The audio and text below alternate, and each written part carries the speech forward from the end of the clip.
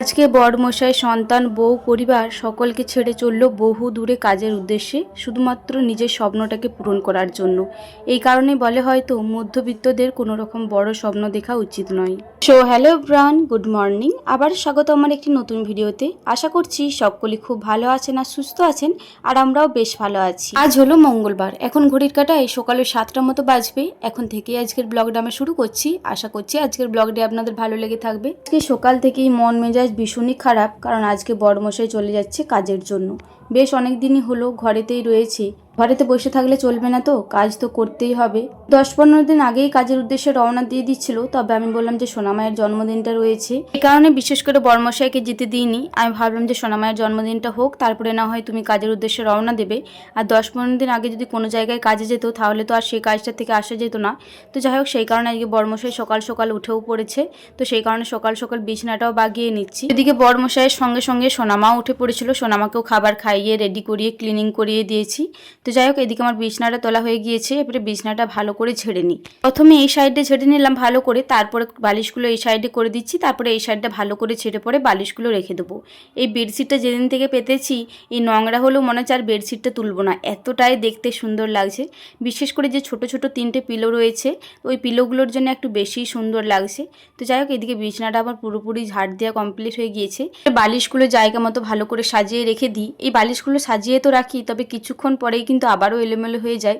যেহেতু আমার ঘরে বাচ্চা ছেলে রয়েছে, তো সেই কারণে সোনামা তো সবসময় এলোমেলো করবেই, আর বাচ্চারা দুষ্টুমি করবে, এটা একদম স্বাভাবিক। তবে মাদের দায়িত্ব সেটাকে গুছিয়ে রাখার। তবে আমি যতটুকু পারি গুছিয়ে রাখার চেষ্টা করি, তবে সবসময় সম্ভব হয় না। তো যাই হোক, এদিকে বেডশিটটাও একটু টান টান করে পেতে নিচ্ছি। বেডশিট যদি টান টান করে পাতা না থাকে, তাহলে রুমের সৌন্দর্যই লাগে না। মুহূর্তে বড়মশাই, সোনামায়ের সকলের তো খাওয়া কমপ্লিট হয়ে গিয়েছে। সোনামায়ের অনেকক্ষণই হয়ে গিয়েছিল, তবে থালাটা আর এখনো পর্যন্ত ধোয়া হয়নি। ওইদিকে সোনা পাপাকেও খাবার খাওয়াচ্ছে, তবে ওর এখনো খাওয়ানো কমপ্লিট হয়নি। সোনা পাপাকে খাওয়াতে বেশ অনেকক্ষণ টাইম লাগে।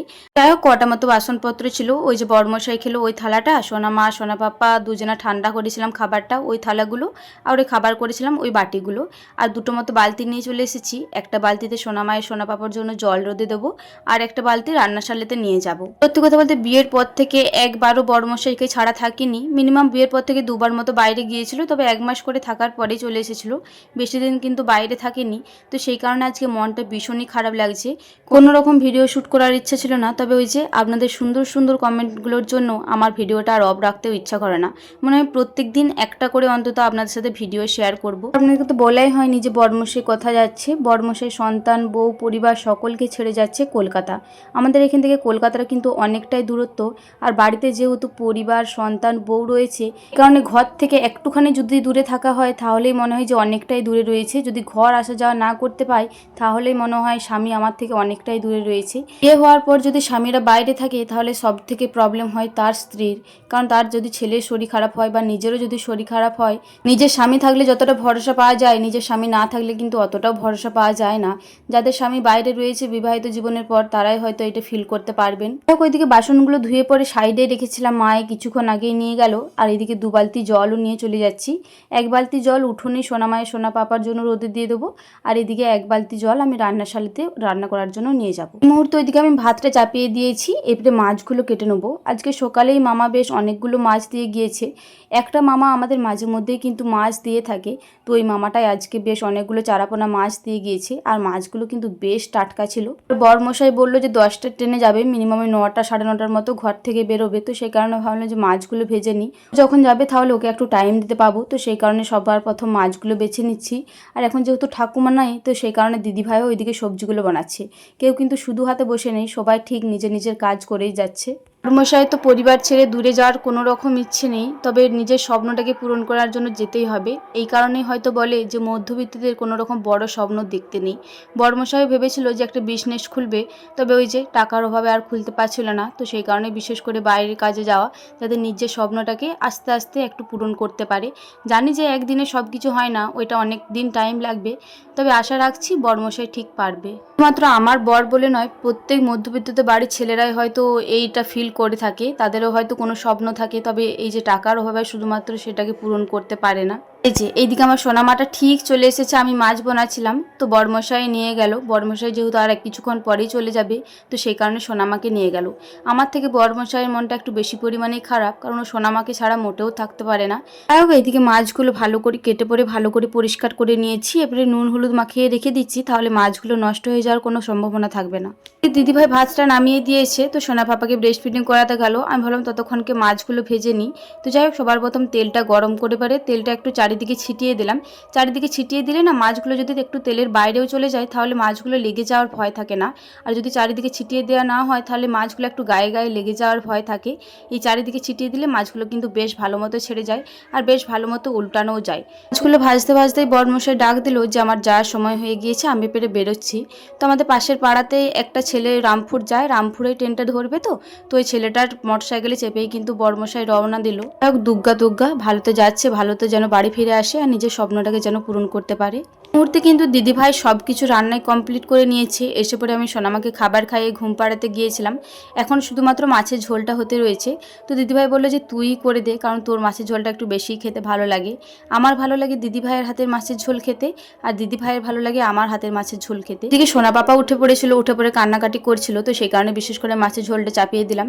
তো যাই হোক, সবার প্রথমে লঙ্কা আর জিরে ফোড়ন দিলাম, তারপরে দিয়ে দিলাম পেঁয়াজ কুচি। পেঁয়াজটাকে একটু লাল লাল করে ভেজে নেওয়ার পরে আদা জিরে রসুন সব কিছুর পেস্টটা দিয়ে দিলাম। মশলাটা এবারে একটু জল দিয়ে দিয়ে ভালো করে ভেজে নেবো, তাহলে কিন্তু আমাদের মশলাটা রেডি হয়ে যাবে। তবে মশলাটা তোলাতে লেগে লেগে যাচ্ছিলো সাইডগুলোতে, তো সেই কারণে একটু বেশি পরিমাণে জলটা দেওয়া হয়ে গিয়েছিল, সেই কারণে একটু ভাজতে টাইম লাগলো। তো যাই হোক, চলুন, এই মুহূর্তে কিন্তু আমার মশলাটা বেশ ভালো মতো ভাজা হয়ে গিয়েছে।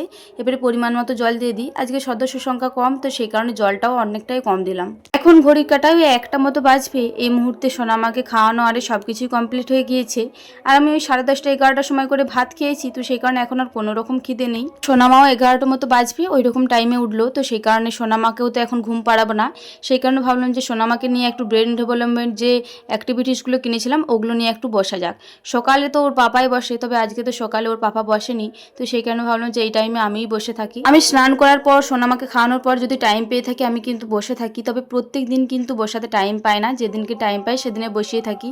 নিজেরই কাজে কাজে কী যে পেরিয়ে যায় বুঝতে পারি না। বাড়ির কিন্তু কোনো রকম কাজ আর থাকে না, নিজের কাজেই ব্যস্ত হয়ে পড়ি। আজকে কিন্তু সব কাজ কমপ্লিট হয়ে গিয়েছে। আর সোনামাকে যখন পড়াচ্ছিলাম, সোনামাকে তো পড়াচ্ছিলাম বটে, তবে বড়মশাইয়ের জন্য না মনটা প্রচুর খারাপ লাগছিল। বড়মশাইকে কিছুক্ষণ আগেই ফোন করেছিলাম, বললো এখনো পর্যন্ত পৌঁছায়নি, শিয়ালদা স্টেশনে নেমেছে, অল্প পরিমাণে মুড়ি খেয়েছে, ট্রেন আসতে একটু লেট হবে। বড়মশাই আমার দায়িত্বে সোনামাকে রেখে দিয়ে গিয়েছে। সোনামাকে তো ভালো রাখাটা আমার পুরোপুরি দায়িত্ব, তো সেই কারণে সোনামাকে নিয়েই আমি খুশি থাকতে চাই। সোনামা যেহেতু এই অ্যাক্টিভিটিসগুলো প্রায় করে থাকে, তো সেই কারণে এখন খুব সুন্দর করতে পারে।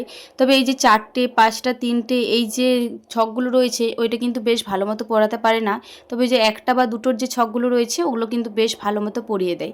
একটা ঘুটির ছকটা ওর এতটাই পছন্দের, ওই ঘুটির ছকটা কিন্তু বারবার খুলে আর বারবার পড়িয়ে দেয়। ওর কিন্তু বেশ মজা লাগে, কারণ ওই ছকটা ও বেশ সহজেই পড়িয়ে দিতে পারে। সোনামা ঘুমিয়েছিল মিনিমাম 2টো মতো বাজবে ওই রকম টাইমে, তারপরে আমিও ঘুমিয়ে পড়েছিলাম। উঠেছিলাম মিনিমাম 3:30 মতো বাজবে ওই রকম টাইমে। উঠে পড়ে এই মুহূর্তে কিন্তু বিকালের যাবতীয় সব কাজ কমপ্লিট হয়ে গিয়েছে, রুটি করাও হয়ে গিয়েছে। এখন ঘড়ির কাটায় মিনিমাম 6টা মতো বাজবে। আর এই মুহূর্তে দেখুন কি পরিমাণে না বৃষ্টি নামিয়েছে। এখন কিন্তু নয়, মিনিমাম 15-20 মিনিট আগেই কিন্তু এই বৃষ্টিটা নামিয়েছে। আর সোনামাকে তো পাঠিয়েছিলাম মায়ের বাড়ি। সোনামাকে পাঠানোর পরে টুকিটাকি কাজ ছিল, ওই কাজগুলো কমপ্লিট করে আমি ফেসবুকের ভিডিওটা আপলোড দিয়েছি, এখনও ইউটিউবের ভিডিওটা আপলোড দেওয়া হয়নি, তো সেই কারণে একটু টেনশন হচ্ছে যে কিভাবে দেবো। এই যে বৃষ্টিও নামিয়ে দিয়েছে, কিন্তু রুটি আরে সব কিছুই করা কমপ্লিট হয়ে গিয়েছে। ভাবলাম এরপরে সোনামাকে নিয়ে আসি, কারণ সোনামা যেহেতু মায়ের বাড়িতে রয়েছে আর বাইরে যা পরিমাণে বৃষ্টি পড়ছে ভাবছি যে ভিজে যাব নাকি। তবে যাক, ছাতাটা নিয়ে যাই, আশা করছি ভিজবো না। বৃষ্টিটা জোরে পড়লেও কিন্তু ঝাপটাটা দেয়নি, যেদিনকে ঝাপটা দেয় সেদিনকে কিন্তু ভিজে যাওয়ার সম্ভাবনা থাকে। আর সোনামাকে তো আমি প্রায় দিনই মায়ের বাড়িতে পাঠিয়ে থাকি, তবে বিকালে যদি বৃষ্টি নামিয়ে দেয় তাহলে আনতে যেতে একটু অসুবিধা হয় যেদিনকে ঝাপট দেয়। তবে আজকে কিন্তু একটুকুনো ঝাপট দিচ্ছে না, সেই কারণে কোনো রকম প্রবলেম হচ্ছে না। আর এই যে দেখুন, বৃষ্টি পড়ার কারণে বাইরে কিন্তু কোনো লোকজন নেই। এই যে বাড়ির সামনে ছোট ছোট ধাপগুলো দেখছেন, যেদিনকে বৃষ্টি না হয় বিকালে কিন্তু এই ধাপগুলোতে বেশ অনেক জনসংখ্যা থাকে, সকলের সাথে কথাবার্তা বলে। তো যাই হোক, এই মুহূর্তে আমি চলে এসেছি মায়ের বাড়িতে। যাই হোক, চলুন সোনামাটা আমার কি করছে আমি দেখি। আমি যদি শ্বশুর বাড়িতে থাকি আর সোনামা যদি আমার বাপের বাড়িতে থাকে, আর যদি বাইরে এরকম বৃষ্টি পড়ে, তাহলে তো আমার প্রচুর প্রচুর টেনশন হয় যে আমার সোনামাটা কী করছে না করছে, কারণ সোনামা ঘরবন্দি হয়ে থাকতে মোটেও পছন্দ করে না। এই যে আমি চলে এসেছি, মা বলছে সোনামা নেই, সোনামা লুকিয়ে পড়েছে। ওই যে দেখুন গেটের ফাঁকের থেকে আমার সোনামাটা উকি মারছে। আমাকে দেখে কত খুশি না হয়েছে। সোনামাটা আমার দিনকে দিন মা পাগল হয়ে যাচ্ছে জানেন তো, আমাকে ছাড়া এখন আর মোটেও থাকতে খুঁজে না। আমি যদি মায়ের বাড়িতে দিয়ে যাই, আমার সাথে যাওয়ার জন্য প্রচুর পরিমাণে ঝুঁক নিয়ে নেয়। এসে পরেই আমি সোনামায়ের আড়াল হয়ে একটু চলে গিয়েছিলাম ছাদেতে ছাতা নিয়ে ইউটিউবে ভিডিও আপলোড করার জন্য। তবে আজকে নেটওয়ার্কের এতটাই প্রবলেম, মিনিমাম আধ ঘন্টা দাঁড়িয়েছিলাম, তার সত্ত্বেও কিন্তু ভিডিওটা আপলোড হলো না। তো সেই কারণে নিচেতে চলে এসেছি। এসে পরে বললাম যে মা আমি বাড়ি চলে যাচ্ছি, বলে একটু বস, বৃষ্টির একটু থামাক, তারপরে না হয় যাবি। আর এই যে এদিকে দেখুন সোনামায়ের দুষ্টু মেয়েটা, ও কিন্তু এই কারণে এইখানটিতে বসে রয়েছে চুপচাপ, তাছাড়া কিন্তু এক জায়গায় বসে থাকার মহিলা ও নয়। মায়ের টুকিটাকি বাসনপত্রগুলো বেরিয়েছিল, ওগুলোই মা ঢুকানোর জন্য এইখানে রেখেছে। তবে সোনামা চলে এসেছিলো বলে আর ঢুকাতে যায়নি। ওগুলো নিয়েই আমার সোনামাটা খেলা করছে, ফেলাচ্ছে, ছড়াচ্ছে। চলুন, অনেকটাই দেরি হয়ে আসছে, এবারে সন্ধে হয়ে আসছে, এবারে সোনামাকে নিয়ে বাড়ি ফিরবো। আর আজকের ভিডিওটা আমার এই পর্যন্তই, আবারও দেখা হবে পরবর্তী কোনো ভিডিওতে। ততক্ষণে সকলে খুব ভালো থাকবেন, সুস্থ থাকবেন। আজকের ভিডিওটি ভালো লেগে থাকলে একটি লাইক, কমেন্ট, শেয়ার, সাবস্ক্রাইব করে আমার এই ছোট্ট চ্যানেলটির পাশে থাকবেন।